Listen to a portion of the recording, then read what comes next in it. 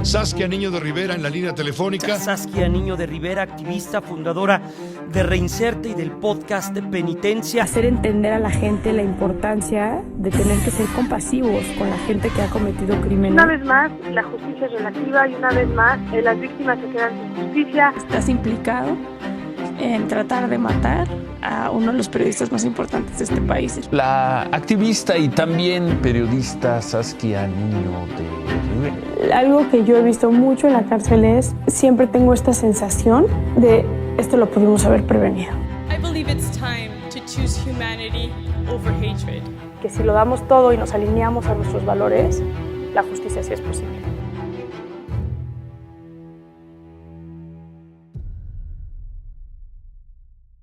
Hola, hola, bienvenidas, bienvenidos a este capítulo que me genera muchísima ilusión. Tenemos al famosísimo C4 Jiménez. Carlos, gracias por estar aquí en este espacio. Estábamos hablando ahorita fuera del aire que seguramente tu gente me odia y mi gente te odia a ti, ¿no? Podría parecer que somos el antítesis allá afuera en redes sociales, pero la verdad es que agradezco muchísimo el que estés aquí, el que estés platicando conmigo, porque yo creo que somos todo menos el antítesis. Yo creo que tenemos muchos puntos en común tú y yo en lo que hacemos, y al final en la lucha por el combate a la violencia en el país. Gracias por estar aquí. Al contrario a ti, gracias por invitarme, gracias por pensar en mí, en mi trabajo, en lo que hago.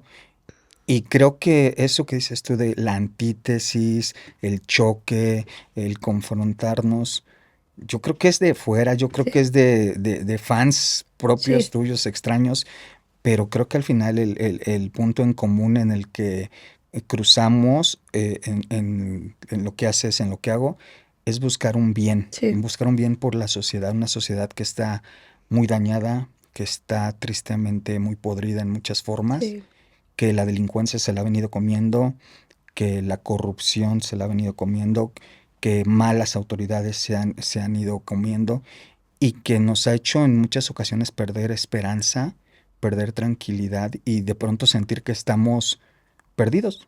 Y encontrar, perdóname, encontrar voces como la tuya, voces como la mía, cada quien desde la trinchera en la que estamos. Creo que el fin es ese, ¿no? Decirle a la gente que no estamos perdidos y que aquí estamos. Es que al final del día también lo que hacemos ambos desde nuestra trinchera es evidenciamos lo que tú acabas de decir en una lista de cosas que pasan en el país. Y al momento, hoy que me bañaba, no creas que voy a contar una anécdota cochina, Hoy que me bañaba pensaba en esta entrevista y yo decía, a ver, ¿dónde tenemos esos puntos en común, Carlos y yo?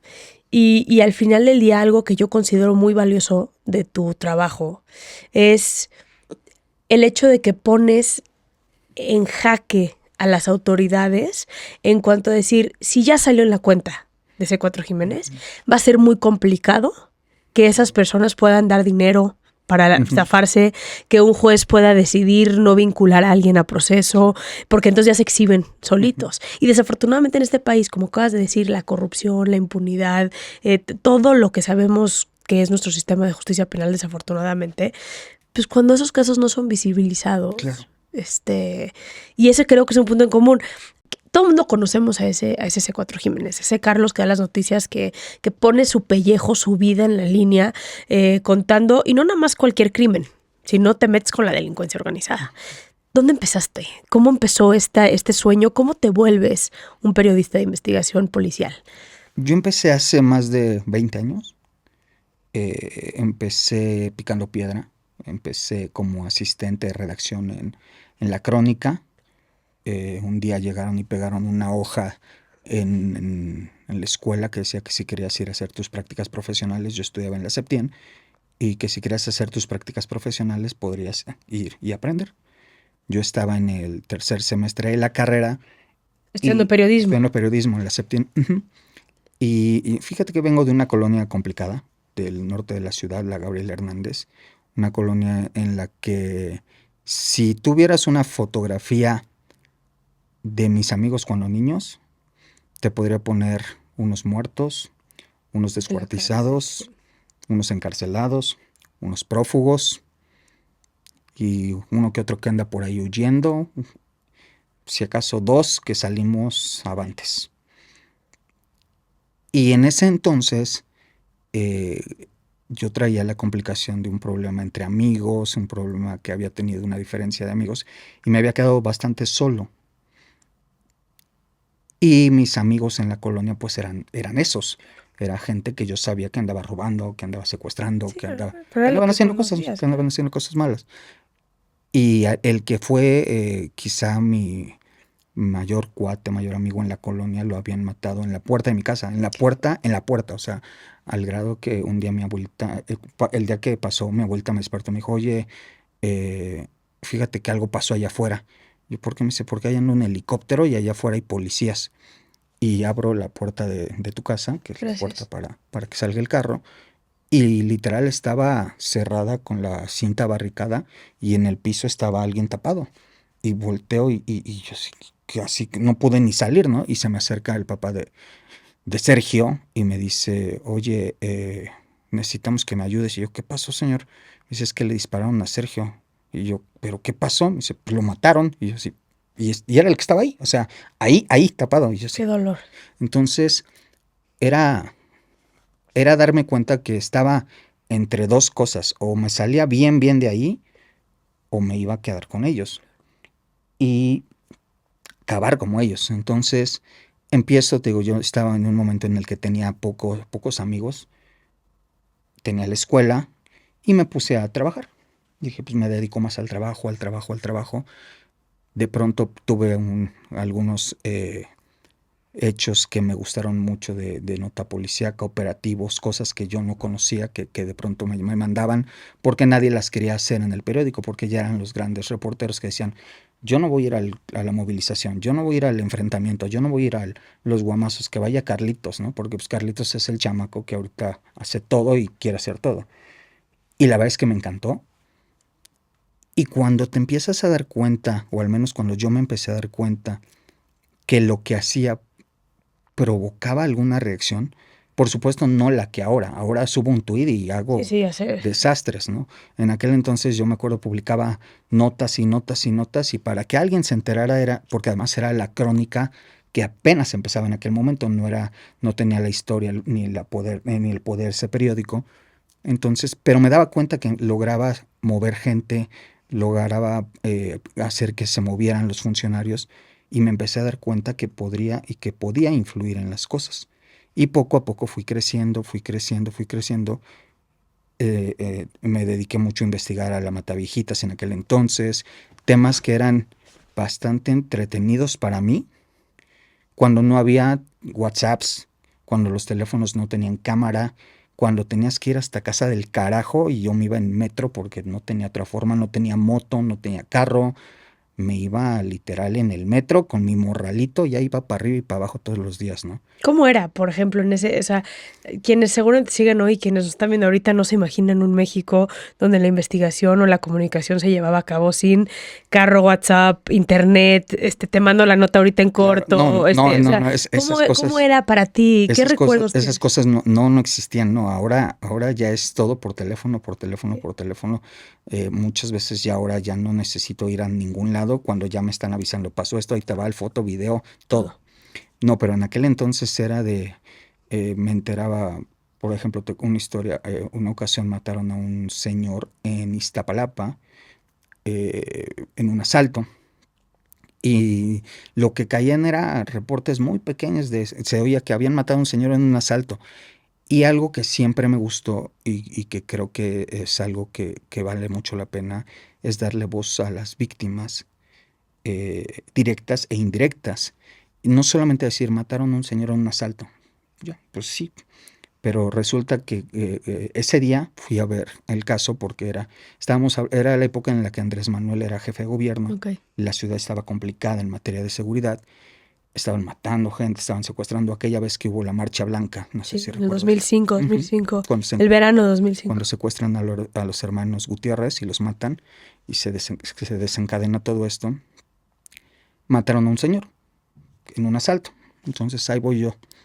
Pero era Iztapalapa hasta Casa del Diablo, o sea, era subirme al metro, transbordar, ir camión para arriba y ya llegué hasta Casa del Carajo. Y luego pues, nadie me conocía, entonces yo llegaba a la agencia del Ministerio Público buenas tardes, soy Carlos Jiménez de La Crónica. Y pues sí, ahorita me veo de no sé cuántos años crees que me pueda ver. Sí, te ves chiquito. Imagínate cuando tenía 21. Sí, no. Yo tenía 25 y no me dejaban entrar a un lugar sin mostrar credencial de lector. Entonces imagínate, llegaba yo a las agencias de los MPs y me veían los policías judiciales o los ministerios públicos como, ¿y este escuincle qué, no? Entonces llegaba y me presentaba, medio me pelaba alguno, policías que me decían, te cuento, pero pues dame para mi refresco, cosas así.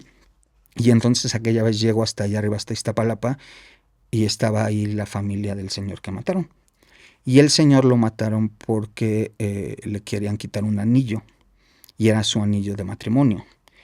Y el señor acababa de cumplir 25 años de casado. Entonces era una historia, no era un asalto nada más, lo saltaron. Es mucho más que un asalto. Exacto, tiene todo un detrás. Estaba ahí su esposa llorándole, estaban sus hijos llorándole. Y era la forma en que yo tenía que trabajar, yendo a buscar hasta donde tocara ir.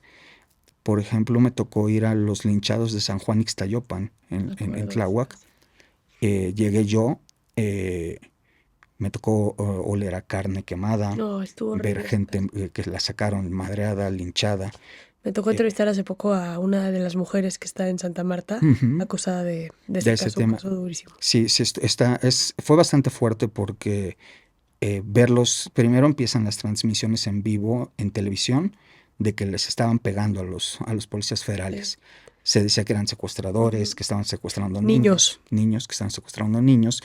Ellos en vivo decían, los entrevista TV Azteca, recuerdo, y decían, es que no somos secuestradores, somos policías, aquí está mi credencial. E incluso uno de ellos dijo que le hago un llamado a mi comandante, el jefe, no sé qué, que venga y nos identifique porque no nos creen. Pero no respondieron a tiempo. No respondieron a tiempo. Porque aparte estaban haciendo investigación de una red de pederastas. O sea, sí estaban haciendo algo relacionado con niños. Sí, estaban trabajando. Y justo por eso en algún punto se estacionan. Yo esto lo hablé con una de las que linchó. Por eso se estacionan afuera de una escuela, incluso, en esa famosa camioneta blanca. Que luego los medios también empezaron a sacar que era la camioneta blanca donde estaban los pederastas robándose a los niños. Claro. Pero la policía no reaccionó a tiempo. No reaccionó, no. La realidad es que los abandonó. Sí, los abandonó. Sus mandos de la federal los abandonaron. En aquel entonces Marcelo Ebrard era el jefe de la policía de la ciudad. No da la orden de que entren a rescatarlos. Los matan ahí a 2. O 3, no recuerdo. Mataron a 2 y el tercero lo lograron rescatar. Lo rescata el jefe. No sé, ya no me acuerdo si se murió o no, pero sí lo sacaron con vida. Sí, lo sacaron vivo pero... y sí sobrevive. Lo rescata la policía judicial, en aquel entonces un jefe de la policía que se llama Damián Canales entra, lo rescata. Y yo me acuerdo mucho que, te digo, tan no eran las cosas como ahora, que los únicos que traían para enviar información en vivo era Televisa, TV Azteca y Reforma. En aquel entonces me acuerdo muchísimo que yo estaba impresionado porque pues era de vámonos ya porque hay que llegar al periódico a revelar las fotografías para el periódico. Claro. Y Reforma ya traía su computadora con una tarjeta que le sacaban una antena y ahí descargaban las fotos y todos estábamos impresionados porque era la gran tecnología de Reforma. Y decías, güey, no mames, estos güeyes no tienen que ir hasta la redacción. Cuando nosotros desde Tláhuac teníamos que bajar hasta Valderas 33, que era donde estaba La Crónica. Y esa era la forma en la que reporteábamos en aquel entonces. Ahora tenía yo un jefe que se llamaba, paz descanse, Emilio Viale. Okay. Fue reportero él en el Excelsior del 68 y en aquel entonces. Y él me decía, es que tienes que aprender a reportear con el teléfono. Con el teléfono es como lo que tienes que aprender a reportear ante la falta de equipo que tú tienes. Tú no tienes equipo, tú no tienes motos, no eres el gran... no tienes el gran equipo de empresa que te va a llevar en una moto, te va a trasladar, te va a mandar foto. No, tú tienes que aprender. Con este teléfono tienes que aprender. Y agarraba el teléfono de la oficina y marcaba a las agencias y se aventaba cada rollo que hacía el que le contestara el comandante que traía el asunto. Y ya que lo tenía ahí, lo envolvía de tal forma que le contaba las cosas. Entonces aprendí a reportear por teléfono y aprendí a que no era necesario ir. Por supuesto, ir es básico para sentir, oler, percibir y para transmitir lo que transmites. Transmitir. Pero cuando es de urgencia es teléfono. Y eso es lo que ahora ya uso mucho. Y más con la tecnología que existe hoy. Cuéntame de este caso, ya lo mencionaste, el de la Mataviejitas. ¿Cómo fue para ti reportar ese caso? Porque es un caso bien controversial. Increíble. Para mí fue Cuéntame tu experiencia con ese wow, caso. ese caso, porque te digo, yo era un chavo que empezaba, Ujú. te lo juro que yo llegué a ir de guaraches a escenas del crimen porque yo era en aquel entonces pro 4T que no sabía qué hacía en la vida, pero traía mi playera del subcomandante Marcos, mis guaraches y mi morral, y ahí andaba yo. Y empiezan a hablar sobre viejitas muertas. Sale Bernardo Batis a decir que no es cierto, que era una alarma. Y yo me acuerdo mucho que le hablé a un jefe a mi jefe que me encargó checarlo. Y le dije, oye, ya salió el procurador y dice que eso no es cierto. Y me dice, ¿tú eres el vocero de la procuraduría o qué? Y yo, no, pero pues es que el procurador dice eso. Por eso, tú ponte a investigar, güey. No puede ser que si el señor ese dice que no están matando viejitas, tú salgas. Y entonces, yo, bueno, entonces ahí me Qué gran tienes lección. a conseguir, pero en aquel entonces, te digo, no tenía contactos, no me conocía la gente, entonces me acuerdo mucho que cada vez que se llegaba a oír de una viejita muerta, era conseguir la dirección de dónde le iban a velar, de la familia, entonces tenía que ir al CEMEFO y tenía yo amigos en el CEMEFO. Primero les tuve que dar dinero para hacérmelos mis amigos y después ya me pasaban la información de, mira, la están velando aquí, su familia está acá y la mataron acá. Entonces iba a todo, todo. O sea, yo Y te iba apersonabas y hablabas con las víctimas, todos, así con de... todos. Si yo me personaba ahí, sabe que yo soy tal. Y me acuerdo, tenía un compañero reportero que me decía, para ir a un velorio siempre llévate chicles y cigarros. Y párate Ok. ahí. Y Alguien se le va a ofrecer alguien uno se de le va a los dos, ofrecer claro. y a partir de ahí empiezas con tu plática. Yo ni fumo, mi chicle sí, pero yo jamás fumo. Pero ahí me tienes parado con mi cigarro, yo sí. Y cualquiera que se me acercaba, gusta un cigarro. Y ya de ahí empezaba la plática y de ahí empezaba a sacar información y de ahí empezaba y empezaba y empezaba. Y yo no hubo homicidio de las señoras de la tercera edad que que acallaran muertas en aquel entonces, que no estuviera. Yo iba a todos. Me acuerdo en una ocasión, conforme fue pasando el tiempo, me compré un carro. Me compré un Pontiac, que era un Pontiac Sunfire en aquel entonces, que eran igualitos a los de las patrullas, igualitos. Me acuerdo que hallaron a una viejita muerta en la tabacalera. Me avisan que la encontraron muerta y ahí voy yo en mi carro, en mi Pontiac. Y en aquel entonces, como ya los policías judiciales que traían ese asunto me conocían de que andaba por todos lados metiéndome a todos esos asuntos, me acuerdo que voy llegando a la calle y la calle estaba cerrada. Pero ven llegar el carro que parecía patrulla y los policías me ven y dice uno de ellos, es judicial, déjalo pasar. Y tú, bueno, mira, órale, si ¿no? no preguntan. Y ahí voy para adentro. Claro. Llego, me estaciono afueritita de la puerta donde estaba el edificio. Olía horrible, horrible, porque la señora tenía una semana de muerta. Y para esto, cuando la encuentran, la quisieron cargar y se reventó y entonces te imaginarás cómo olía. Subo y todos los policías me iban viendo y para ese momento me acuerdo que traía una gabardina que me regaló mi mamá, un abrigo negro como gabardina larga. Entonces parecía yo policía, con mi cara de menso, pero parecía policía. Y me bajo de la patrulla, pues dijeron Y entre los que me conocían y los que no me conocían, pues me saludaban y yo iba para adentro. Entré y me metí a donde estaba la viejita. Pasé encima de la señora, pasé encima de la sangre, me metí, me puse a revisar y entonces empiezo a ver todo lo que había en la mesa y estaban los papeles para sacar la pensión de Andrés Manuel López Obrador. Entonces, las credenciales, todos los programas sociales, todo eso estaba en la entrada de la casa, las bolsas del mandado, el paraguas, todo lo que siempre se fue diciendo que fue dejando, tal cual. Y todo lo fui comprobando, ya no era de que me lo dijeran, lo estaba viendo yo, revisándolo todo. Me acuerdo que traía ya una BlackBerry con cámara y tomándole yo fotos a todo. No me servía de nada porque tenía después que tomarle foto a la BlackBerry porque no tenía ni forma de bajarla, pero ya traía fotos. Y me acuerdo que en eso llega el fiscal de homicidios que se llama Guillermo Sayas, se llamaba porque ya murió, y me ve y se mete y me dice, cabrón, ¿qué haces aquí? Y yo, ¿cómo está? Me dice, ¿qué haces aquí, cabrón? Y yo, pues pasé nomás. Y nadie, ¿por qué lo dejaron pasar? Y todos viéndose con cara de, salte. Pero pues yo ya traía todo, ¿no? Lo publico. Y así como ese, estuve yendo a todos. Fui a Tlatelolco, Santa María la Ribera, la Benito Juárez, en la GAM.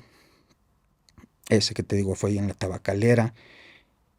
Hasta el día que la detienen ahí en cerca del parque en la Moctezuma segunda sección, detienen a Juana saliendo de ahí de un homicidio. Con todo lo que tú viste, ¿consideras que el caso se esclareció con transparencia?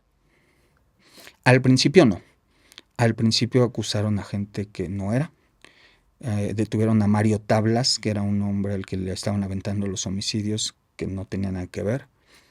Detuvieron a Araceli Vázquez, Sí. que yo creo que no tenía nada que ver, al menos no en todo lo que le aventaron. Creo que en algo sí, porque le encontraron cosas de... Es rara porque ya está grande y entonces a mí me dice un día que sí y otro día me dice que no. Yo Es una fui cosa muy cuando rara. la acababan de detener. Conseguí la dirección donde vivía. Era para rumbo a Hidalgo, creo, me parece ser. Fui hasta por allá. Una casa en medio de pastizales incluso. Hablé con su hija, hablé con su hijo, y su hija me decía, es que le están diciendo que se disfrazaba de enfermera porque se lleva mi bata. Y ella me dijo, esa bata es mi bata del laboratorio de la escuela.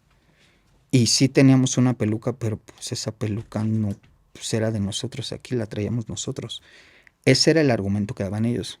Sayas me decía, sí, güey, pero le encontramos relojes que son de las De víctimas. la señora, sí. Entonces, y sí había un match, o sea, no había forma de que de pronto una cosa y otra no cuadraran. Que eso es lo que luego ella dice, que ella está por el robo de esos relojes. Ujú.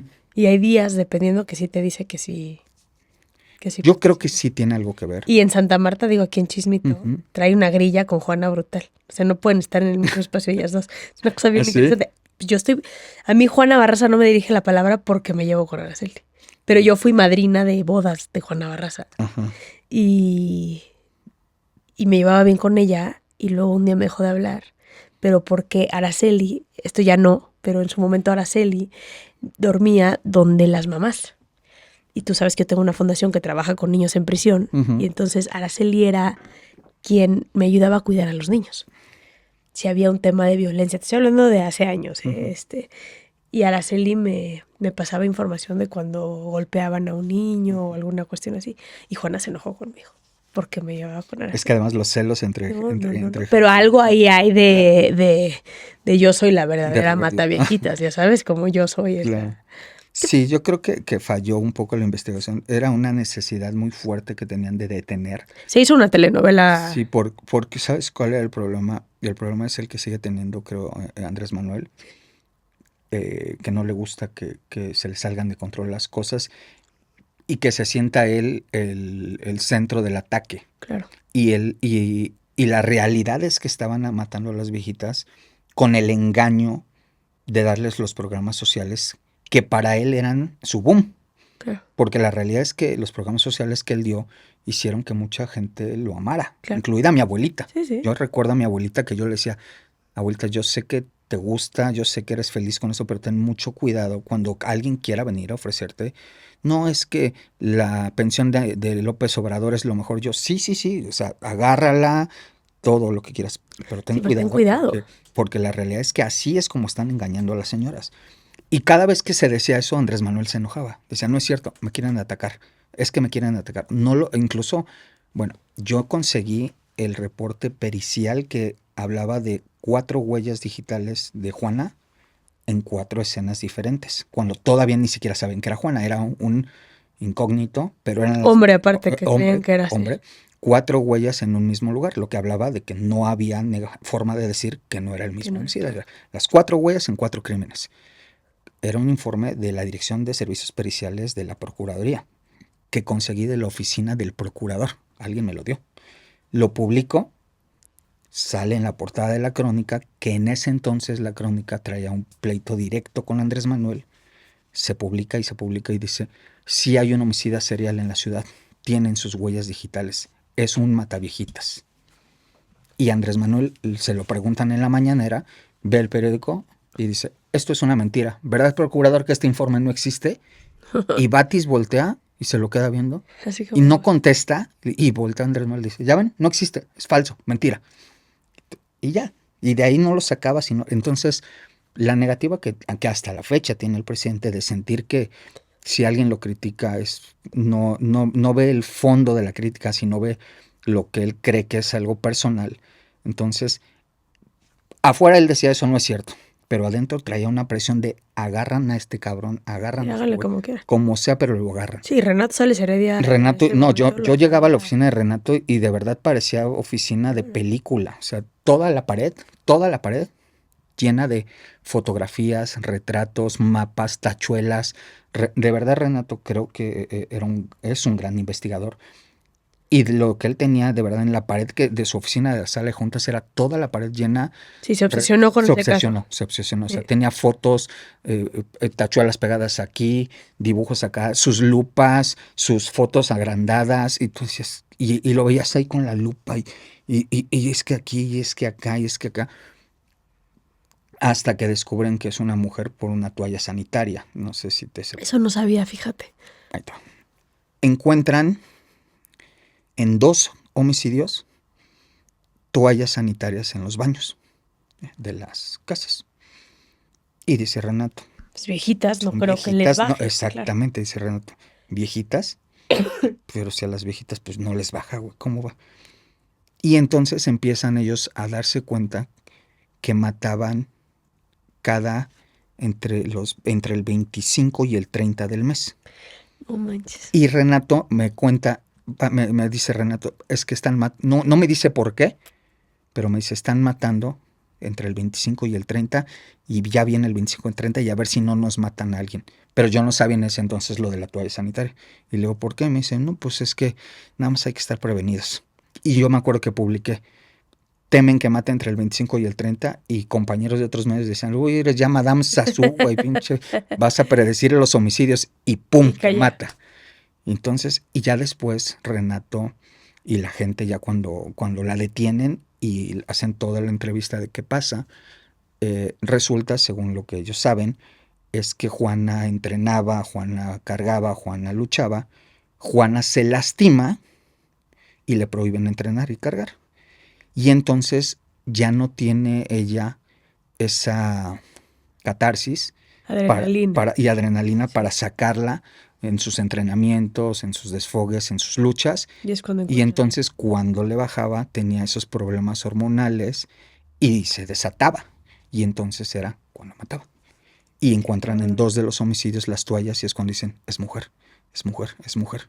Incluso hacen un busto de Sí, su cara, ¿no? Su cara. Ajá. Es La famosísima que sale. ves hasta con el mismo suéter rojo. Loco perfecto de esa. Y cómo sonríe ella. En algún punto hay una imagen de ella viendo su cara cuando la detienen. Y como que sonriendo, Así ¿no? como Como que sí, diciendo, sí soy. Te escucho hablar y te escucho con muchísima pasión. Y necesito preguntarte, ¿dónde está esa pasión en el aspecto de por qué haces investigación policial? O sea, tiene que haber un trasfondo, digamos, o cómo has ido definiendo cómo tu trabajo impacta, que es ese motor que te hace literal dar la vida, ¿no? Porque, perdón que te lo diga así, pero yo creo que soy una lista de periodistas a matar en este país. Tú estás en esa lista. Más en este país que matan a policías como si fuera cucarachas. ¿Cómo que te hace despertarte todos los días y decir, no, le voy a seguir chingando en esto? Vale la pena mucho darte cuenta cuando ayudas a la gente. O sea, es ayudar a la gente. Ayudar a la gente. Cuéntame un caso que te haya movido mucho en ese sentido. Mira, hablo mucho de narcotraficantes. Sí. No, es que tú te has metido en lo duro de lo duro de lo duro. Hablo mucho de secuestradores, extorsionadores. Me encanta cuando la gente me encuentra en la calle, ando grabando en el centro o ando grabando en la zona medio feas. Recuerdo un día que estaba grabando allá por el centro, y se me acercó una viejita y me dijo, oiga joven, quería darle las gracias porque gracias a que usted está subiendo las fotos de estos güeyes, ya estoy pudiendo vender otra vez mis vestidos de novia, porque me estaban viniendo a joder y a joder. O sea, estás generando ese miedo, digamos, de alguna manera que hace que la gente piense dos veces. A la hora que los delincuentes se ven exhibidos, empiezan a esconder. Los delincuentes les encanta presumir su poder, les encanta lucirse, amedrentar, sentirse en la nube y sentir que nadie los toca. Pero cuando los empiezas a exhibir, y algo que yo uso mucho, que a veces me critican, es decirles mugrosos, decirles infelices, decirles malditos, decirles piojosos, insultarlos. Uh-huh. Quizá es arriesgado. Quizá no está tan bien visto, pero creo que los pones en un lugar en el que no están acostumbrados. Les pones Por la ideología alto, que hay alrededor de les ellos. pones un alto que la gente a veces quisiera poderles poner. Y entonces la gente le ayudas mucho al menos a sentirse algo protegida, algo respaldada. Y eso me encanta, me ayuda a sentirme bien, a sentir que estoy haciendo bien.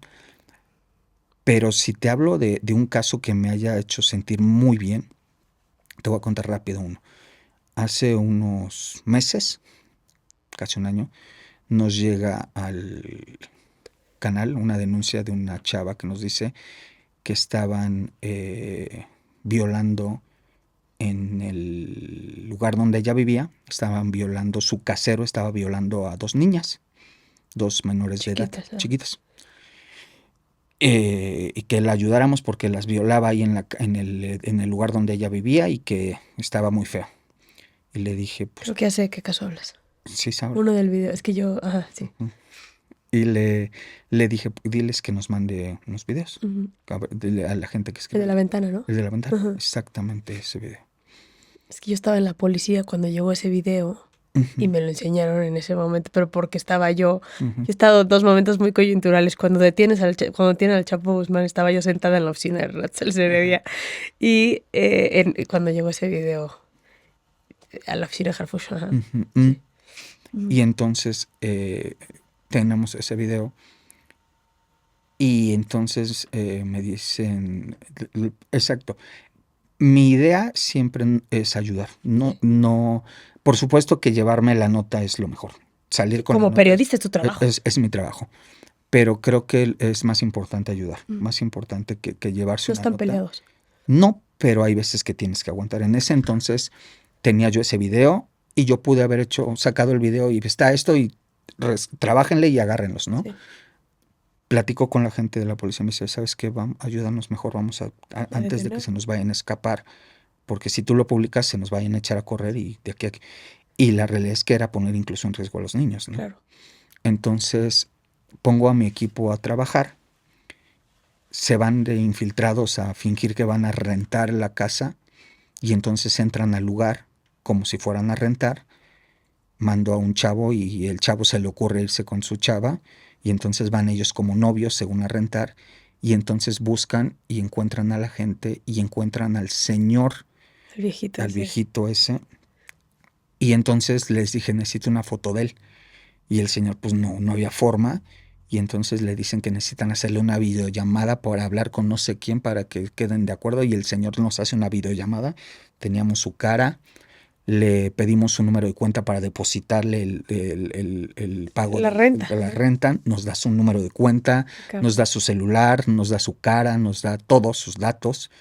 Y a partir de ahí pues, se los paso a la policía hace operativos.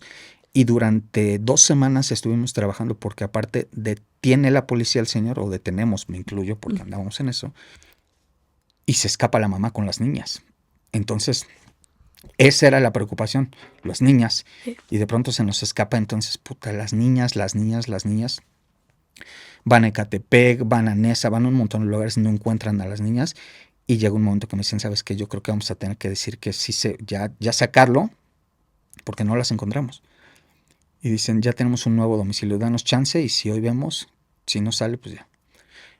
Y llegan a la casa y tocan la puerta y les dicen... y sale la mamá. Y los policías, sin orden de cateo, pero le dicen, oiga, tenemos un reporte de que están golpeando a unas niñas aquí y están pidiéndonos que están gritando. No, aquí nada. Y los policías, ¿nos deja entrar nada más para ver qué es? Sí, pásenle. Y entran ahí. Y ahí estaban las niñas. Ahí estaban las niñas. Les toman fotos, se salen y reportan, sí, aquí están las niñas.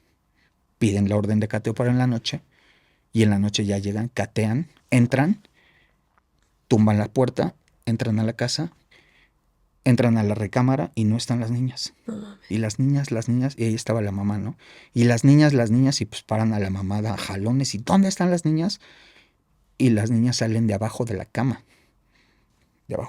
Y no estaban escondidas, estaban dormidas ahí. Porque las niñas, la mamá les decía que su lugar era el piso, que ellas no podían dormir ahí en la cama. Levantan a las niñas para sacarlas, detienen a la mamá y hay unos videos. Es que la mamá las prostituía, ¿no? Uh-huh. Hay unos videos y tú escuchas a las niñas llorando, mi mamá, pues son niñas, no tienen ni idea de lo que está pasando. Y entrevistan a la mamá y la mamá les dice le dicen, oye, pero es que, ¿por qué les hace a las niñas? Pues las niñas tenían que tragar. Sí, tenían que tragar. ¿Con qué tragan? Algo dice como de esa mujer, como de me estaban quitando mi fuente de alimentación, ¿no? O sea, como, este es mi negocio, ustedes se están metiendo con mi negocio. Y al final, yo me acuerdo que cuando vi a las niñas llorando y pidiendo por su mamá, me acuerdo que lo platiqué con alguien y le decía, es que ve las pobres niñas, están llorando. Y le dije, ¿habré hecho bien?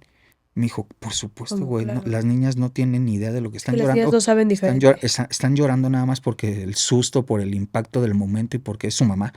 Pero el daño permanente que van a tener esas niñas si no las hubiera salvado. Y jura lo que la historia de la mamá es parecida a la de las niñas, ¿eh? Sí, seguramente. O sea, te lo firmo. Seguramente. Porque esa normalización de la conducta violenta. Exacto, hacerlo tan común, ay, es que así toca. Es que, mira, yo estoy bien, a mí me lo hicieron, es la manera en la cual mis papás lo vivieron, ¿por qué no lo voy a hacer? Exactamente, o sea, sí, yo también creo. Yo siempre lo he dicho, a mí me parece que, voy a decir algo durísimo, ¿ok? El no delinquir en este país es un privilegio. En este país hay que redefinir el privilegio. Y el no delinquir en este país es un lugar de mucho privilegio porque es el tener, aunque sea una persona en tu red de apoyo, que te saque adelante de esa historia de violencia, que te saque adelante de esa historia de maltrato, de abuso que tienes. Y eso a veces nos cuesta trabajo definirlo. Es muy fácil decir, pinche vieja, ¿no? Y cómo le hace eso a los hijos. Y cuando te metes a la historia de ella, dices, güey, le hacían exactamente lo mismo. Yo también creo ella. Que ella sufrió algo así, sí. Pero es que es la historia de nunca acabar en estos casos. Y luego hay gente que dice, a mí nunca se me va a olvidar un caso que tuve, Betsy, es una mujer en Edomex que descuartizó a su violador, que era el novio de la mamá. A ella, este señor empieza a abusar sexualmente de ella cuando era chiquita.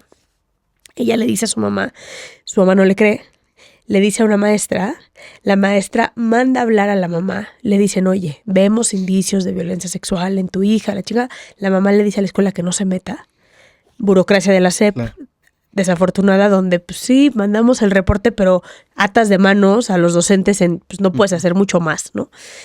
Y esta niña termina, obviamente, siendo violentada brutalmente. La mamá incluso empieza a acusarla a Betsy de, güey, tú le estás tirando el pedo a mi novio, ¿sabes? O sea, como claro. Esas cosas que no puedes ni creer, que en la peor telenovela. Y cuando entrevisto a esta mujer, esta chava va, se casa con un cabrón y terminan un día regresando a casa de la mamá por aquella razón y ven la oportunidad y matan a este güey y lo descuartizan. Fue un caso que me parece que tú cubriste donde meten los restos a un taxi y ella se va a un taxi y lo suelta. Bueno, esa es Betsy. Y cuando entrevisto a Betsy, la saco en penitencia en mi podcast y me escribe una chava y me dice, yo soy Betsy. Y me escribe por Instagram una historia donde me dice, es que mi historia es la de Betsy. Yo fui abusada sexualmente durante muchos años, desde los 4 años, por el novio de mi mamá. Mi mamá no me creyó, pero tuve una maestra que sí me creyó. Y esa maestra dio parte al DIF y tuve una trabajadora social que me rescató y que hizo todo por mí. Y hoy te puedo decir que tengo a mi esposo, tengo a mis hijos nunca nadie los va a tocar. Pero yo pude haber sido Betsy. Claro. O sea, hubo esa maestra que me salvó la vida de hoy. Mi historia sea distinta, ¿no? Sí, yo creo que en el camino mucha gente te marca y te hace ir por diferentes rutas que te podrían haber llevado a la total perdición. Te digo, yo nací en una zona complicada y yo creo que si no es por mi abuelita y si no es por una maestra y un maestro que tuve en la secundaria, yo andaría metido en ello. O sea, seguro hoy tu historia sería... Seguro, porque te digo, yo jugaba con mis amigos en la calle fútbol y yo me acuerdo mucho que en aquel entonces empezaron a salir los tenis, los Jordan, que para mí era así, wow, los Jordan, ¿no? Pero pues en mi casa no había para unos Jordan, yo tenía unos Pan Am Me acuerdo de Suela Lisa, que hasta me hacían burla porque corría y sonaba pla, pla, pla, pla, pla. Y mis cuates de la calle se reían de mí. Y ellos empezaban ya a traer tenis Jordan, tenis Shaquille y esas chamarras grandotas que hay de fútbol americano con logos así. Pero eran chavos que ya andaban robando, Claro. ya andaban en los micros haciendo cosas, ya andaban haciendo maldades. Y yo me acuerdo que a las 6 de la tarde mi abuelita me decía, métete a hacer la tarea, métete. Y yo decía, puta, güey, yo estoy haciendo tarea, yo me jodo, yo me paro temprano a la escuela, estos se van tarde, no se paran a la escuela, llegan a la hora que quieren, hacen lo que quieren, y estos están bien felices Yo, con ¿por sus qué? cosas, Sí. y yo con mis Panam, que apenas si puedo, poniéndome unas jodas. Y pero a la fecha los ves y pues muchos de la ellos, te historia digo, es otra. ya no están. Me recuerdo mucho cuando detienen a Carlos Ahumada hace muchos años. Me toca ir a su audiencia al Reclusorio Norte. Me paro ahí cuando eran las audiencias detrás de las rejillas de prácticas. Estamos ahí muchos reporteros. Y en eso me dice un reportero, oye, lo que pasó, me dice, te hablan de allá. Y yo, ¿quién? De allá adentro. Y yo, ¿de a dónde adentro, no? De allá adentro. Y en la rejilla de práctica, un güey, carnal. Y era un vecino con el que juego yo. ¿Qué andas haciendo aquí, pinche carnalito? Y yo, trabajando, güey, ¿tú? Y le digo, ¿y tú? Dice, pues ya ves, chico a su madre. Y yo así. Y eran mis cuates, y todos mis compañeros reporteros con cara de, ¿qué pedo con tus amigos, güey? Tú sí te metes bien en Exacto, este güey sí trae las fuentes allá adentro. ¿Dónde es el mayor impacto que crees que genera tu trabajo? O sea, ¿dónde le ves? Está muy ligada a la primera pregunta que te hice, pero bueno, ahorita, ¿dónde? Porque yo veo tu trabajo y digo, mira, o sea, no siento completamente honesta, a veces digo, güey, el debido proceso, ¿no? Yo que defiendo Claro. como mucho eso. Y luego digo, has exhibido ciertos personajes, especialmente de la delincuencia organizada, que han hecho mucho daño y que se han salido con la suya, ¿no? Uh-huh. El Pozoles, por ejemplo, uno Uh-huh. de ellos que tuvo que ver una reaprensión con él, que cómo tiene que haber una reaprensión con un cabrón que ya estaba ligado a los feminicidios de múltiples Uh-huh. mujeres, ¿no? De Zona Divas. Y hasta el 23 lo volvieron a detener. Al final tu trabajo me parece que termina como de hacer ese gancho, ¿no? Uh-huh. De decir, pues nos podemos hacer pendejos con muchos casos, pero los que trae el C4 Jiménez quizá no, porque ya sería exhibirlos. ¿Tú dónde ves ese valor y dónde está esa ética profesional que para ti son como esos límites de, güey, esto sí, esto no? Siempre busco que tenga que ayudar, siempre. El exhibir a un delincuente no lo hago solo por exhibirlo, sino por ayudar a quien está jodiendo. Ayudar, por ejemplo, el Pozoles ya todo el mundo sabía que había matado a Kenny, Sí. todo el mundo sabía el desastre de persona que era. Y entre toda la gente que conozco, entre quien me cuenta, entre policías, entre gente anónima que se me acerca, me dicen, güey, es que anda haciendo esto, anda haciendo el otro, me mandan fotos, me mandan videos, me mandan datos y dices... Tienes como toda la... Toda. Entonces, eres una carpeta de investigación. Exacto, o sea, toda, o sea, no es de, oye, es que ese güey anda ahí y anda haciendo, no, o sea, tampoco se trata nada más de exhibir por exhibir, no, sí es gente que, te digo, por ejemplo, lo de aquellos niños, o sea, a mí lo primero que me dijeron fue, un señor está unas niñas. No, ese video no salió públicamente, yo lo vi y es un video... Por supuesto que no podía. O sea, no voy a hablar de los detalles, pero para que la gente se dé cuenta, el nivel del video se grabó desde la ventana que daba a la cama. Uh-huh. No había más de 1 metro entre la ventana y la cama. Uh-huh. Alguien se aventó a hacer esto uh-huh. y se veía claramente el sujeto agrediendo a las niñas y la mamá ahí a un lado de ella. Sí, claro, así. O sea, no, ahí no había, bueno, es que no se ve, claro, no. Exacto.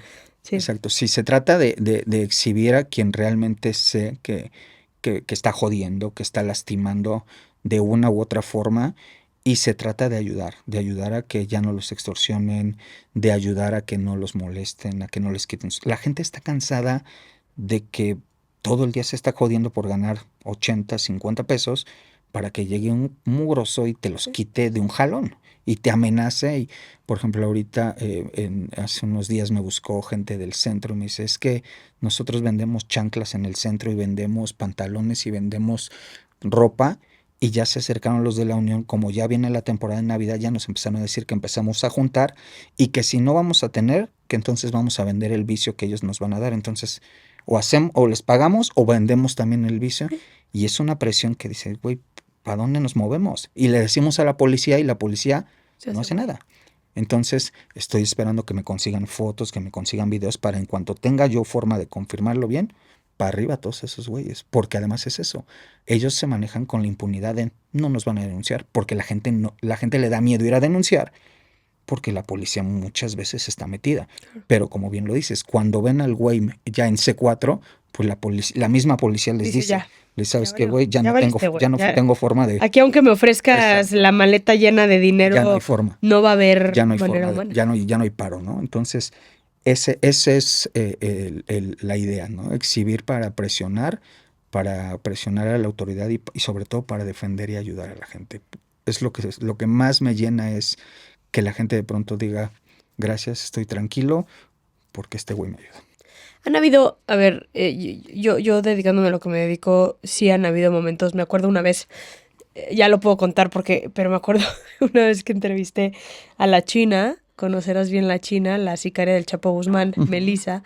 Estaba como primera sicaria mujer, que no es la amante, la esposa, ¿no? Era la sicaria. Me acuerdo que llegué yo muy chingonetas con mi cámara, con mi grabadora, con todo, y empieza Melissa a contarme quién era, y me acuerdo que rápidamente apagué la cámara, apagué la grabadora, apagué absolutamente todo, y fue así como, ok, por mi seguridad, porque me estaba pidiendo una cosa ahí de sus hijas también, ¿no? Por mi seguridad esto no lo voy a documentar, porque al rato le pasa algo a sus hijas, claro, y a la que le doy la información fui yo. Claro. ¿Has tenido tú algún caso que hayas tú tenido que autocensurarte? O sea, que tú hayas tenido que, ya sea por otra investigación que estabas llevando a cabo o por tu propio bien, o sea, por tu propia vida. Porque a mí mi papá un día me lo dijo, y si te sirve de algo mi consejo, te digo el consejo que me dio mi papá, con todo el cariño que es, mi amor, de muerta no sirves para nada, cabrón, Claro. ¿sabes? Uh-huh. Entonces, ¿alguna vez has tenido un caso que hayas tenido que decir... no, no lo voy a poder entrar? Mira, no publicarlo creo que no. Sí me he detenido en tiempos. Por ejemplo, hubo un tiempo en que estuve reventando mucho un tipo que le decían el pistache, Sí. otro que le decían el cara puerca. Era ese grupito de la Unión. Les estaba dando, pero recio, porque además mi informante era alguien que estaba con ellos. Alguien que era parte de ellos. O sea, yo tenía videos de ellos haciendo del baño porque estaba con ellos echando relajo y deja de estar cagando, jajaja. O sea, cosas así, Muy íntimo. muy. O sea, entonces empecé a reventar. Al grado que ya no sabían ellos por dónde. Y es cuando se me acerca alguien de la Agencia de Investigación Criminal, que yo no conocía a nadie. Me dice que si puede hablar conmigo. Me mandan a buscar. Platico con ellos y me enseñan grabaciones en las que ya hablaban el pistache y ellos de matar a C4. Sí. Decían, es que ya hay que bajar ese pinche C4 ya está hasta la madre. Y yo entrenaba en un gimnasio que ya no existe, que estaba en el Ángel de la Independencia, y me habían ya mandado a 2 chavas a que se me acercaran, una colombiana y una venezolana, a que me invitaran a salir. Claro. Me veían ahí. El pues, ganchito perfecto. Exactamente. Sí. Me decían, este güey viene solo. Y ellas, es que nosotros vivimos por aquí. A ver si luego sale. Y sí, las chavas ya me habían hablado, ya me habían dicho que qué día salíamos, ya estaban esperando en qué momento salíamos. Detuvieron a unos tipos y a los tipos les encontraron fotos mías caminando ya sobre... O sea, ya me tenían súper ubicado. Y yo me acuerdo que cuando me enseñan todo, me dijeron... un favor, aguanta tantito. Y yo, no, tengo que seguirlos exhibiendo porque si estos güeyes ven que me asustó, me van a chingar. Claro. Y lo que me dijeron fue, sí, pero aguántanos tantito. Y yo, ¿cómo tantito? Danos 3 semanas. 3 semanas no los toques. Y estaba yo así de, ¿cómo no los voy a tocar, güey? Estos güeyes me quieren matar y yo me voy a quedar escondido. Por favor. Tantito. Entonces dije, bueno, pues va. 3 semanas aguanté. Pero era una desesperación porque además el chavo que me mandaba la información me decía, güey, ahora esto, ahora el otro. Y yo así como que espérame. Entonces también ya él empezaba a dudar de mí diciendo, oye, ya no los quieres dar, ya te estás echando para atrás, ya te compraron, ya te llegaron, o sea, y yo era de, tampoco le podía decir, ya me sé todo No, esto, güey, ¿por qué está pasando esto? Claro. Entonces era así como que, y estaba yo entre, hasta que un día me hablan y me dicen, ¿sabes qué? Ahora sí ya, reviéntalos porque ya los vamos a dar y necesitamos que los muevas. Entonces ya los reventé y a los 4 días les cayeron a todos. Y así como esas varias veces que me han pedido, aguanta tantito esto porque si tú los revientas ahorita se nos van a mover, se nos van a quitar, pero que tenga que ver directamente conmigo, yo creo que en esa ocasión fue de las que me pararon un tiempo, pero sí suelo no detenerme. Creo que lo que busca siempre ellos es eso, tener el poder para controlar todo, policías, gente, reporteros, todo, y si les demuestro que me puedo controlar, que me pueden parar por el miedo, creo que es Vas a perder. perder y demostrarles que ellos pueden ganar. Y creo que esa es la idea de lo que me impulsa, demostrarles que ellos son los malos y que los buenos no nos vamos a dejar. Sí, ellos estarán locos para la maldad, pero yo estoy loco para hacer el otro Chavo, lado. no tienes límites. Que bueno. Tengo 2 preguntas más para ti. La primera es, ¿cómo formulo esta pregunta? A mí me ha pasado, y por eso te hago esta pregunta, que es, de pronto hay casos que me rebasan emocionalmente. Hubo uno en especial que es el de Tadeo, que es el niño que encontramos, el bebé muerto adentro del penal de Puebla. Ujú. En el 2021, ¿te acordarás Claro. de ese caso? Sí, por supuesto. Le dimos desde Reinserta y yo a título personal mucha difusión y habían momentos de mucha desesperanza, principalmente porque yo no sabía, porque a mí me estaban, en algún punto del caso, el bebé está muerto dentro de un penal en Puebla con una rajada en la panza, ¿no? Es la información que tenemos. Y luego me filtran una foto del bracito del bebé, del cadáver, donde sale ahí que salió de la Ciudad de México. Entonces yo digo en medios de comunicación como el bebé salió de México y sale Ernestina Godoy y sale el fiscal de desaparición y dice, no es cierto, el bebé no salió de aquí, ¿no? Ujú. Y ahí, entre que el caso había sido durísimo, porque para mí encontrar un bebé muerto con la panza rajada dentro de un basurero del penal, ya son límites de violencia que dices, o sea, conozco muy bien el concepto de autogobierno, pero esto, o sea, hablemos de prostitutas, de carrera de caballos adentro de cárceles, güey, pero esto, Claro. y luego el miedo de, puta, ¿será que me pasaron mal la información para chingarme, para callarme, Claro. para silenciarme? Y fue un caso que me tumbó emocionalmente, saqué a mi hija del país, tuve la fortuna de que me cachara Omar García Harfuch, el cual es un amigo mío y quiero muchísimo, que me diera esa certeza de que todo iba a estar bien porque Barbosa me empezó a amenazar, que me iba a dar piso y una serie de cosas, pero me acuerdo que sí me tumbó ese caso. ¿Has tenido un caso que para ti hayas tenido que decir, denme 2 minutos, güey? Denme 2. O sea, necesito ponerle pausa tantito a estar yo bien emocionalmente, porque este caso, por X o Y razón, te haya rebasado. Porque moverte en el mundo policial en el que te mueves, ver las cosas que... meterte en las morgues, llegar a las escenas del crimen, ver los videos que te mandan, güey, no es cosa... No es cosa normal, ¿no? No, para nada. Trato de mojarme, pero que no me entre el agua. Ok. Trato de no doblarme. Por supuesto que hay veces que estoy hasta acá porque además no es uno. Porque eres humano, güey, o sea, no... Exacto. Y no es uno. De pronto estoy hablando de un secuestro, luego más tarde de un... de una... Hasta luego del líder del cartel de... todo en 4 horas. Sí, sí. ¿No? Entonces, sí es así como que respiro. Soy mucho de ir al gimnasio, boxeo. Mi gimnasio es algo que me ayuda muchísimo a sudar, a desestresarme. Lo que sí me desespera mucho es de pronto toparme con autoridades negadas. Y coludidas. Y coludidas. Y ¿sabes? Algo que me ha desesperado mucho en la actual fiscalía, que de pronto sienten que la crítica es un pleito personal. Claro. He escuchado mucho cuando hablo de las fallas de la fiscalía, de la fiscal de delitos sexuales, por ejemplo, que le han matado al menos 3 víctimas que fueron, dijeron, oye, me están diciendo esto, mi violador me dijo que me va a matar, ayúdenme, no la ayudan y la matan, al menos 3. Y la respuesta que encuentro, no directa porque no me la dicen a mí, pero entre la gente que me informa, me dicen, no, güey, es que dicen que lo haces tú porque pues, les traes bronca, que porque eres un misógino. Y yo así, güey, ¿qué tiene que ver, güey? Sí, es que la coordinadora dice que como que eres un misógino y que por eso nos estás pegando. Y entonces la falta de autocrítica de la autoridad, el fiscal de desaparecidos de la ciudad, por ejemplo, nunca habían quemado una fiscalía para desaparecidos en esta ciudad hasta esta administración. Y el fiscal salió a decir que la gente está mal, la gente se pasa. Y dices, güey, no puede ser que te falte tanta deshumanización. Exacto, o sea, a la gente la están matando, le están matando a los hijos. Esos que quemaron la fiscalía esa vez fue porque le habían matado a la hija. Una chavita que la desapareció el novio, le empiezan a buscar.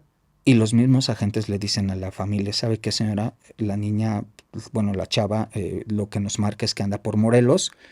Sí vamos a ir a investigarle, pero si nos ayuda usted a pedir apoyo a Morelos, sería más fácil porque aquí se lo decimos en corto, pero no nos diga, no lo diga.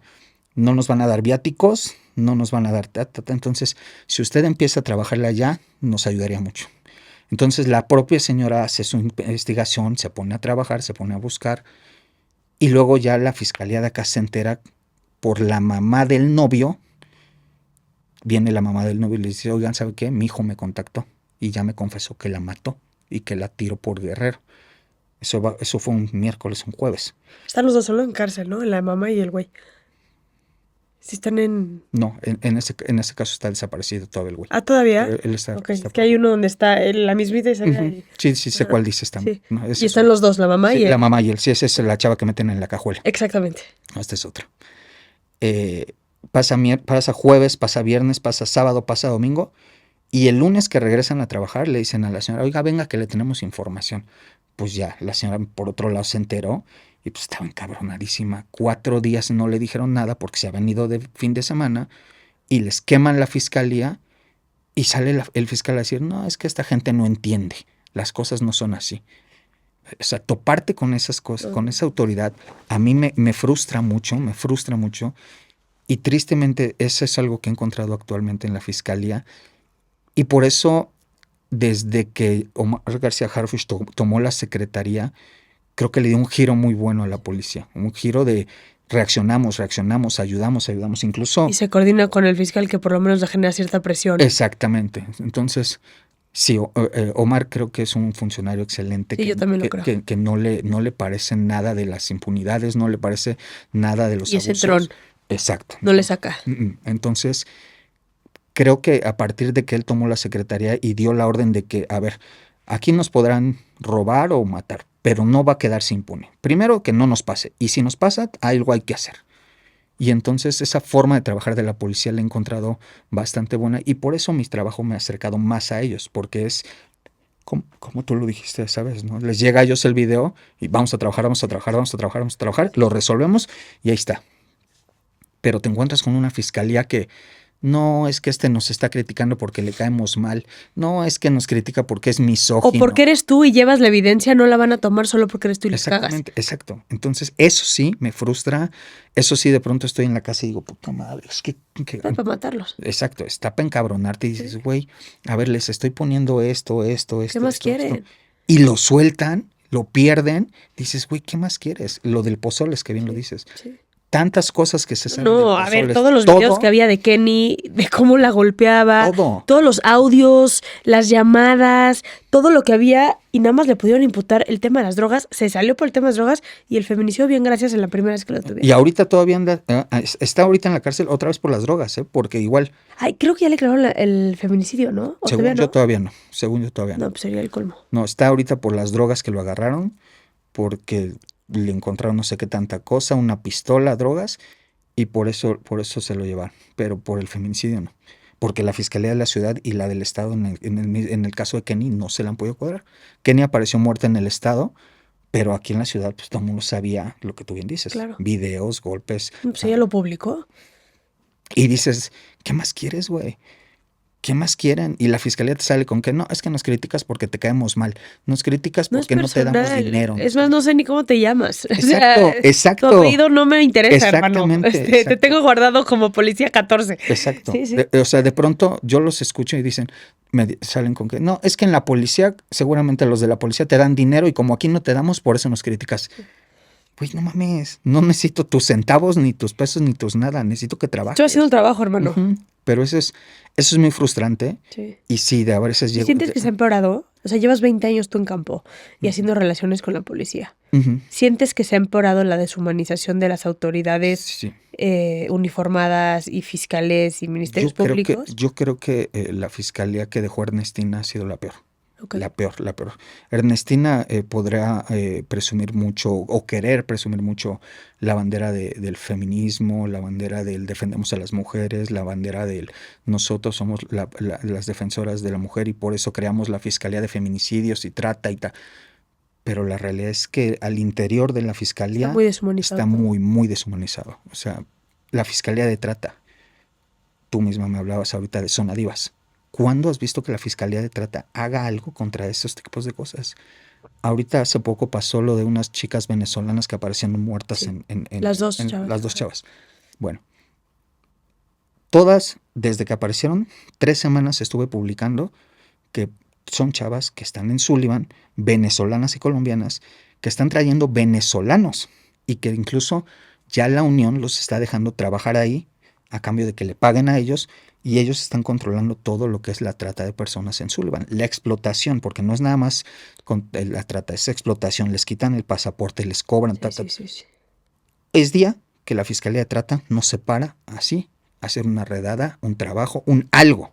¿Pero estás de acuerdo que la trata de personas en México es el delito por excelencia? Y quiero hacer un... En lo que estamos tú y yo aquí sentados grabando este capítulo, que no estamos en vivo, está ahorita, mientras tú y yo estamos aquí sentados, tomando protesta Miguel Ángel Yunes Linares, quien está coludido o estaba coludido con Zúcar Curi. Hoy está tomando protesta en lugar de su hijo en el Senado de la República para votar la reforma judicial. O sea, y él, en el trabajo de investigación de Lidia Cacho de los demonios del Edén, su nombre sale por todos lados como parte del grupo de políticos que estaban metidos con la red de trata de infantil de Zúcar Curi. O sea, ese es el país en el que vivimos. La trata es intocable en este país, por alguna razón. Y yo creo que la razón tiene que ver por cómo está ligada la trata de personas con el poder y el dinero. Y entonces, ahí estamos en un pedo, porque hay caso omiso de lo que pasa en este país. A mí, algo que me ha impactado, y siempre lo he dicho, es, yo he caminado las cárceles de este país como una pinche loca, güey. Conozco a quienes habitan las cárceles de este país, me siento a hablar con ellos, conozco sus historias. Dime cuándo me he topado con un gringo, con un canadiense, con un venezolano que venga a México a chiquitas, no los detienen, les vale madres, o sea, la vacación del europeo, del gringo, del canadiense pedófilo es me voy a México un fin de semana, compro un par de niños chiquitos y me regreso a mi país sin pedo alguno. O sea, si estamos... La delincuencia organizada vista desde un lugar desde narcotráfico, pues está más de moda, ¿no? Y se persigue más, pero la trata... Y es que la forma de colusión de la autoridad es brutal. Es brutal. Y lo ves tú en las chavas de los portales. Las chavas te dicen, me fui a ver al político tal, estuve con el senador tal, estuve con el gobernador tal. El empresario tal. Exacto. Es que todos están ahí metidos. Exacto. Wey. Entonces, a la hora que se trata de investigar, No, eso se frena por todos lados. Exacto. Por todos lados. Alguien conoce a alguien porque está metida la gente de migración que los dejan entrar al país. Está metida la gente de FGR, que son los policías de por ahí. Están los federales que los están dejando pasar. Están todos, desde el del policía que anda y no hay quien les ponga el alto, ¿eh? Es que no, porque además todos están coludidos y no falta el que te voy a llevar una chavita para que la conozcas, para que te atienda y entonces ya eres mi amigo. Pues propio. Porque te tengo además Claro. ya copado. Ya eres de los míos, güey. Eres del club, güey. Entonces si caigo yo, caemos todos. Y así se tienen a todos. O sea, es como la serie esta, bueno, el caso este de Jeffrey Epstein, Ujú. que fue el tratante en Estados Unidos y sale con fotos con Donald Trump, y Ujú, sale con ujú, fotos ujú. con... Claro. Inserta aquí el nombre del Exacto. famoso que quieras. En México hay muchos de esos Claro. grupos. Sí. Es brutal, es brutal la descomposición que hay en nuestro país y en lo que estamos aquí platicando se está votando la reforma jurídica y judicial, perdón, y no sé si sea suficiente porque el problema, como dices tú, está en las fiscalías. Sí, yo creo que, por supuesto que los jueces andan mal. Por supuesto. Sí, pero que- luego ves los expedientes que les llegan a los es que jueces a y eso voy, dices, justo a eso voy. no sí. mames, ya Sí, sabes, justo o a eso sea, voy. O sea, si de pronto llega el juez y ve todo y dices, güey, pues ¿cómo quieres que te ¿cómo haga voy tu a...? trabajo? Claro. ¿Cómo quiero? O sea, sí entiendo, pero también ve la porquería que me estás mandando de expediente.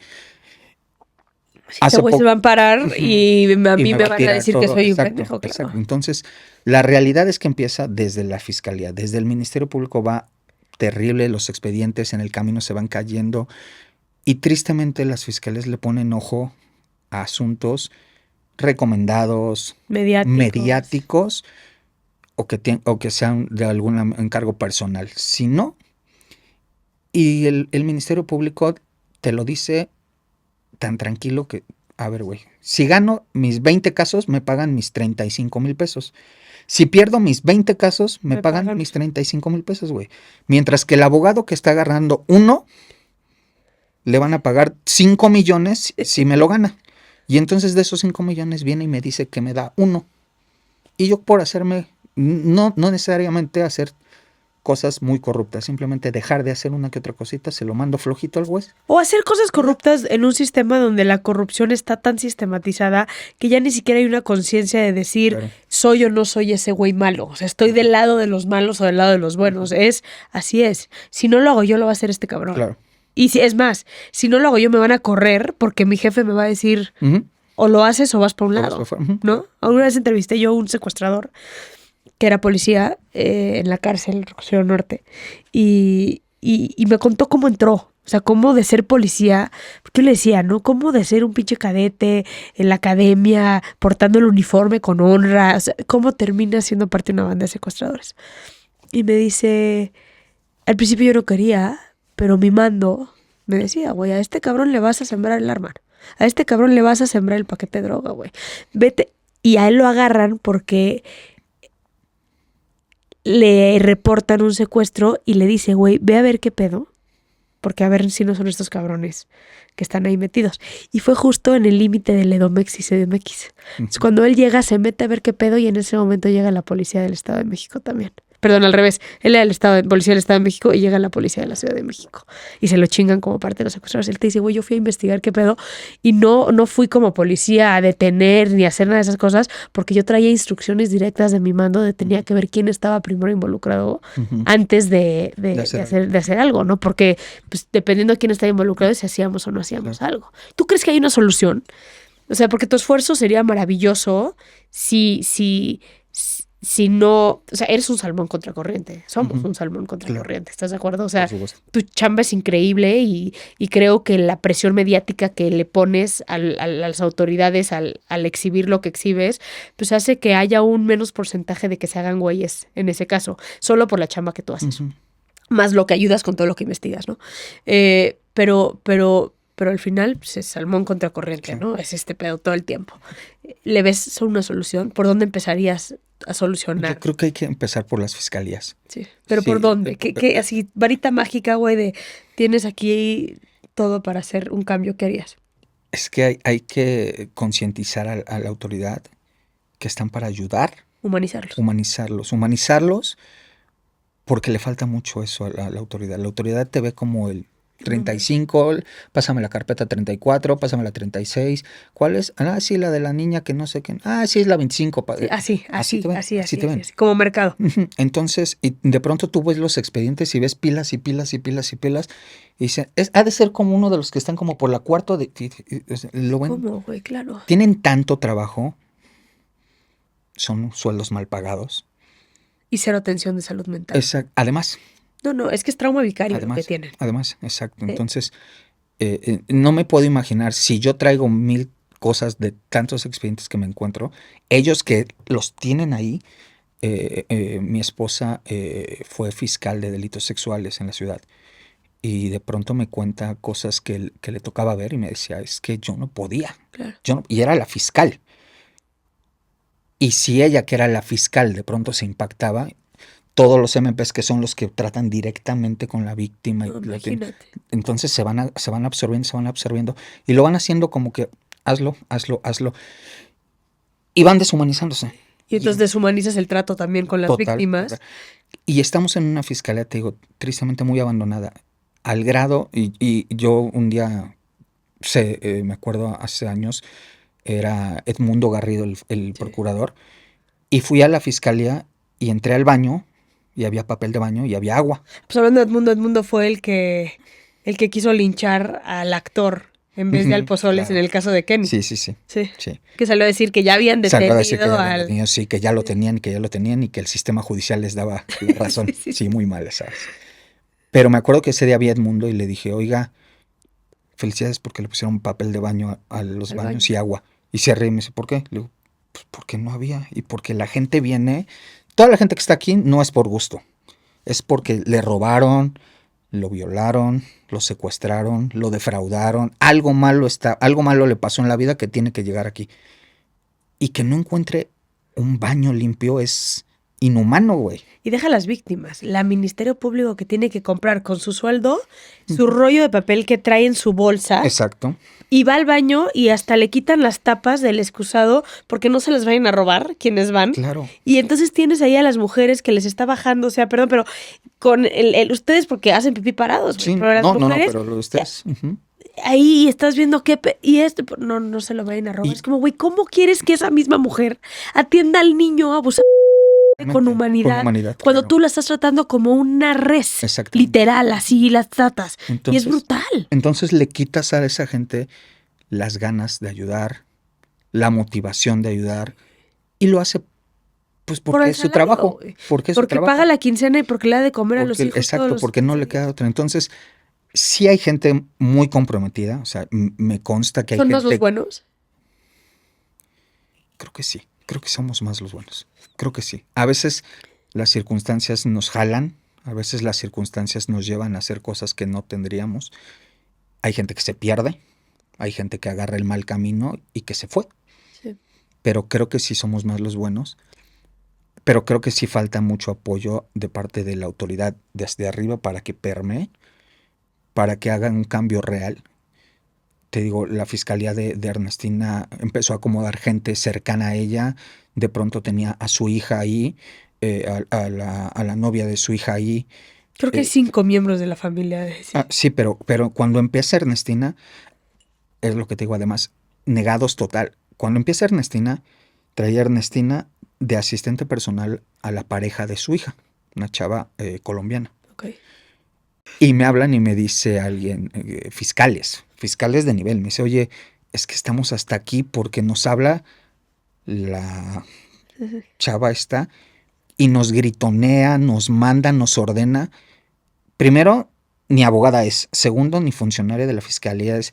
Pero como es la novia de la hija de Ernestina, pues tenemos que hacerle caso, güey. Y nos pendejea y nos grita y entonces me pasan fotos de la chava por todos los eventos con Ernestina, me pasan su contrato, me pasan todo, lo publico y Ernestina sale y dice que no es cierto, que no trabajaba para ella, que trabajaba para el gobierno de la ciudad y que el gobierno de la ciudad le había puesto a veces a acompañarla. Y entonces le publico como 20 fotos en todos sus eventos y sale y dice que no es cierto, que porque era algo personal que yo tenía, porque como era una mujer y era pareja de su hija, era algo homofóbico y misógino. Y dices, güey, ¿de dónde? Igual cuando publico un video donde están todos ellos en un viernes, en horas de trabajo, tomando, enfiestándose, emborrachándose, sacan un boletín y dice, su procurador en su borrachera estaba besando a los fiscales. Y yo publico, en su borrachera estaba tan contento que estaba besando a los fiscales.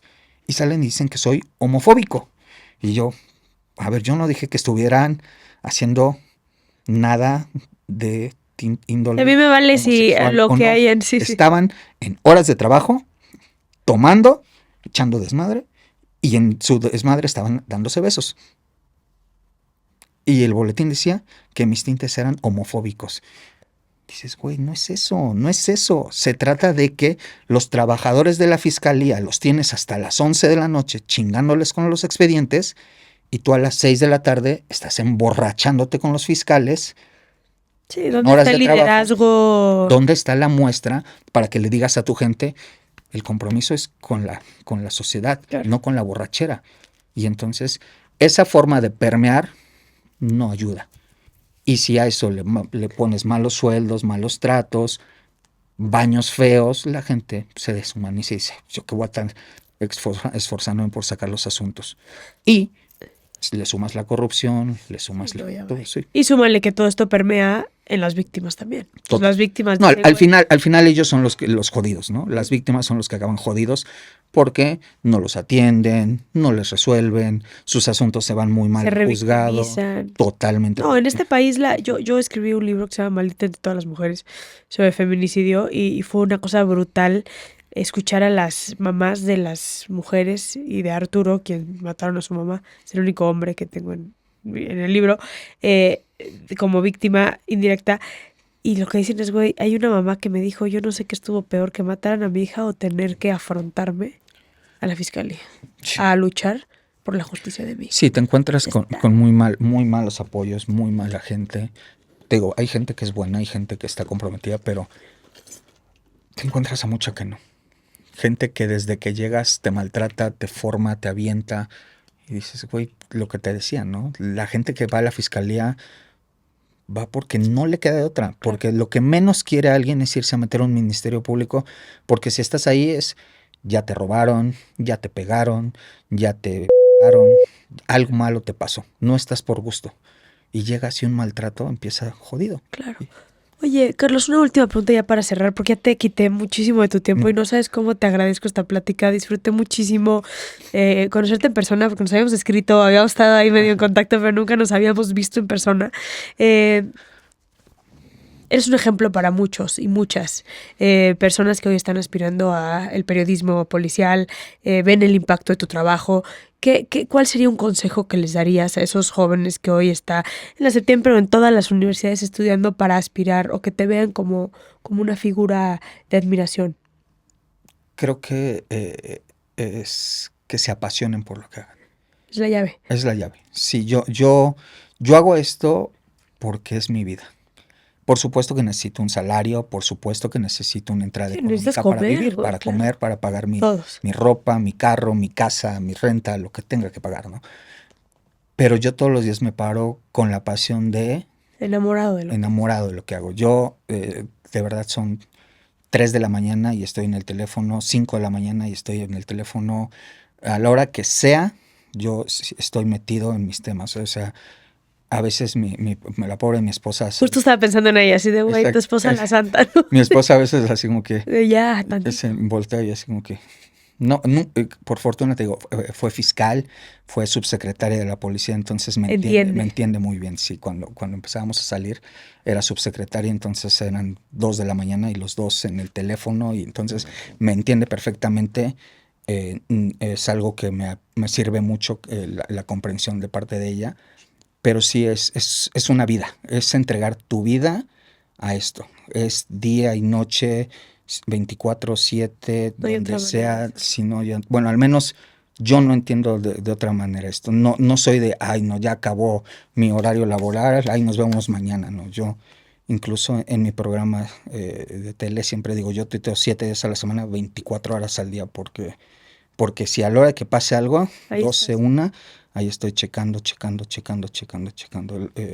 El otro día mi esposa y yo nos fuimos a dar un masaje y me acuerdo que le avisé a una persona que trabaja mucho conmigo. Le dije, oye, me voy a desconectar 2 horas, güey. Si pasa algo relevante, me marcas. y le dispararon a Trump. No. Y me dice, no te escribí porque pues era por allá, pero sí me acuerdo que reaccioné ya cuando vi el teléfono. Dije, puta, 2 horas me desconecté y ahora este señor ya le dispararon. Pero sí, no, yo creo que para poder triunfar en algo tienes que apasionarte de hacerlo, porque no te levantas pensando en trabajar, te paras pensando en disfrutar, en conseguir. Y algo que tengo yo en la vida es siempre, si entro a algo es para hacerlo con todo. Incluso tengo un tatuaje que dice aquí, con todo en todo. Aquí. Con todo en todo. Porque si le voy a entrar a algo, Lo vas a hacer bien. lo voy a hacer bien. Si no, voy a ver si se puede, a ver si, por ejemplo, voy al gimnasio y no voy nada más a hacer ejercicio. Voy porque me quiero ver bien, porque me quiero ver fuerte, porque me quiero ver marcado. Me quiero hacer un tatuaje que se vea un tatuaje, no es una, no, o sea, que se vea bien. Eres todo o nada, pues. Exacto, entonces es entrarle a todo y en mi trabajo así soy. Yo es con todo, cuando me ofrecieron un programa de tele, dije, tengo que ser el mejor programa de tele de la policía, creo que lo estoy haciendo. Cuando dije, quiero ser el reportero de policía, quiero ser un referente en el tema de la policía, creo y espero estarlo siendo. Y cada vez que le entro a algo es porque tengo que marcar algo, que digan, eso lo hizo ese cabrón. ¿Tiene fecha de caducidad el C4 Jiménez? Creo que sí, seguramente sí. No creo que, ni siquiera creo que se vea bien un señor de 65 años ya viejito gritándole a un delincuente. No creo. O sea, ¿lo ves como un tema de edad? Creo que sí. Ok. Sí, creo que sí. Sí, ahora tú me ves y me ves fuerte, tatuado, con aretes, gritándole a un delincuente, y físicamente te pone, incluso estéticamente, tú ves un delincuente y dicen muchos, es que un delincuente es tatuado, un delincuente es fodongo, un delincuente, y yo soy así. Sí.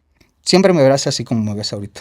Sí. Bueno, uso botas para mi foro y para mis grabaciones, pero siempre ando de tenis, de jeans, de gorra.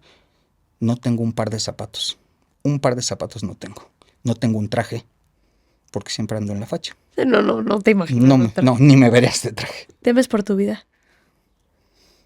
Me cuido. Te cuidas. Me cuido. Me encanta, gracias. Gracias, Carlos.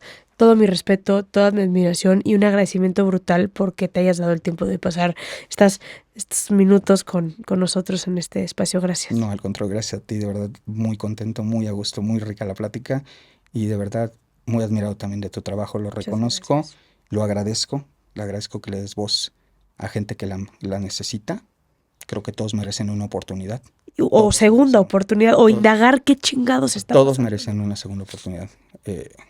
A veces las circunstancias en la vida te llevan, sí. A veces hay circunstancias apremiantes que te hacen equivocarte, pero creo que todos merecen una segunda oportunidad y que le des voz a alguien que tal vez la necesita es básico. Te lo agradezco mucho y gracias a quienes se conectaron.